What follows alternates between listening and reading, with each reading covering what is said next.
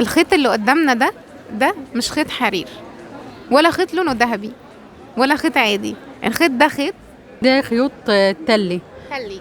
هنعرف النهارده يعني ايه خيوط تلي. التلي في الاساس هو خيوط من الفضة. من الفضة. انا بشتغل في الحرفة دي بقالي 15 سنة. قولي لنا بقى بداية حضرتك كانت امتى؟ الاول كنت بشتغل مع حد، ودلوقتي بقيت عاملة مشروع الخاص بيا. طيب اول قطعة حضرتك عملتيها؟ اول قطعة عملتها كانت عبارة عن سكارف صغير في الموتيفات الصعيدية بتاعتنا اللي هي العروسة والجمل بس بدأنا بعد كده نتطور، وكان الاساس فيه التل ده اللي هو الشال او السكارف، لكن دلوقتي بقينا بنعمل منه عبايات وبلوزات وكارديجن وحاجات تانية كتير على حسب طلب الزبون. طب اول قطعة حضرتك عملتيها كانت ايه؟ كان سكارف صغير جدا. سكارف. طب ايه اللي قدامنا ده بقى؟ دي بلوزة من القطيفة وعاملين عليها تلي ومطعمينها برضو بالشيفون. تسلم ايديكي. طب مين اول حد علمك او الفكره جات لك منين برضو؟ هو احنا عندنا في القرية بتاعتنا موضوع التل ده بنتوارثه عبر الاجيال. ما شاء الله. يعني مين اللي عندك كان بيعملوه؟ كانت جدتي. اول قطعه بعتيها كان احساسك ايه وقتها؟ كنت سعيدة ومبسوطة ان انا خلاص بدأت ادخل انتاج من صنع ايدي. ربنا يبارك يا رب. طب مين اللي بيشجعك على ده؟ اللي بيشجعني على الموضوع ده عن اهلي في البيت.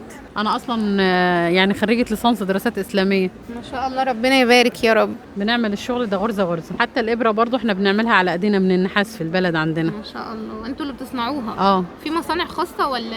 لا ده شغل هاند ميد برضو. ما شاء الله. طب بتصنعوها ازاي؟ يعني بتجيبوا النحاس وتدقوه كده؟ وندقوه نفتح فيه فتحتين كده، وبعد كده نعمه بحاجة عندنا اسمها مبرد. تسلم ايدك. طيب احب اسالك قوي بقى، ايه اكتر رسمة انت بتحبيها؟ اكتر حاجة في الرسومات بحبها اللي هي القصة الصعيدية بتاعتنا. اسمها ايه معلش؟ القصة الصعيدية. القصة يعني.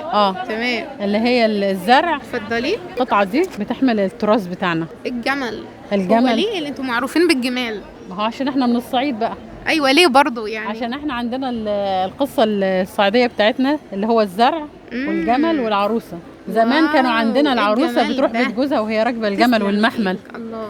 عشان كده احنا مرتبطين بيها. وده الشمعدان برضو في اللي بيتلبس في الافراح. ايه الجمال ده؟ تستني بقى نوريه كده للناس مره واحده. ايه الجمال ده؟ وريهم العروسه لو سمحتي. تسلم ايدك، منتهى الجمال والرقه. طيب اتفضلي بقى ورينا كام نقشه كده من اللي عند حضرتك.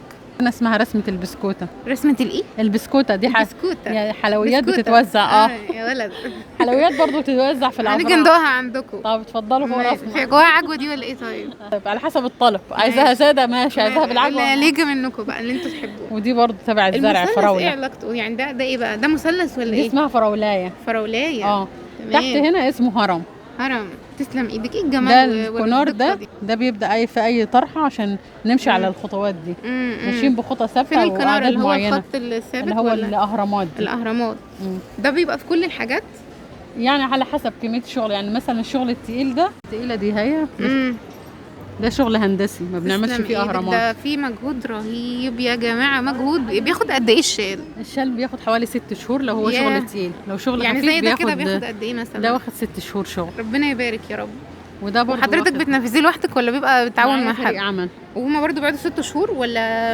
على يعني حسب. يعني انا لو عندي طلبيه وممكن يقعد كذا حد على قطعه واحده. تتنفذ في 2-3 شهور. تسلم ايديك يا رب. انا حاساه مقارب قوي لشغل فلسطين، حاجه زي كده. لا يعني هو ده شغل التل بتاع سوهاج. ورينا ده برضو. ده برضو شغل تلي اللي هو طب الخارجي تلي والجوه دي برضو فراوله يعني بس. طب والزرعه دي ايه بقى؟ سنبله. سنبله. طب الحمد لله انا جبت حاجه كويسه. الخيوط دي خيوط الكتمبرلي المصري. طب وده ايه؟ دي شجره صح؟ دي الفراولايه برضو بس دي كبيره بقى شويه. بشكر حضرتك وتسلم ايدك على المجهود الرهيب ده. شكرا. نورتينا حضرتك.